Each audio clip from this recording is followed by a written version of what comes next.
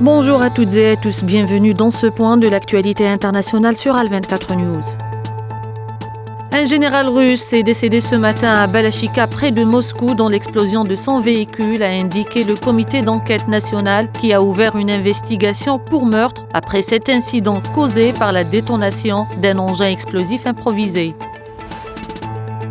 Le chef de la diplomatie russe, Sergei Lavrov, a déclaré que la Russie est prête à conclure un accord concernant le conflit en Ukraine, tout en soulignant que certains éléments spécifiques doivent encore être peaufinés. Lavrov a également évoqué des signes positifs indiquant que les négociations progressent, bien qu'elles restent difficiles, notamment sur la question sensible de la Crimée.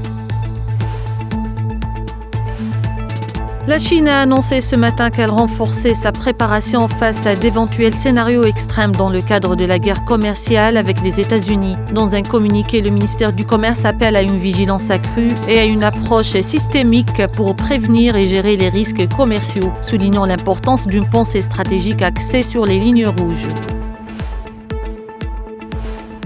Dans sa dernière mise à jour sur la situation à Gaza, ravagée par une agression sioniste et génocidaire depuis plus d'1 an et demi, l'UNRWA a averti que le blocus imposé par l'occupation à Gaza depuis plus de 50 jours a conduit à un épuisement rapide des fournitures humanitaires essentielles, notamment de la nourriture, du carburant, de l'aide médicale et des vaccins pour enfants.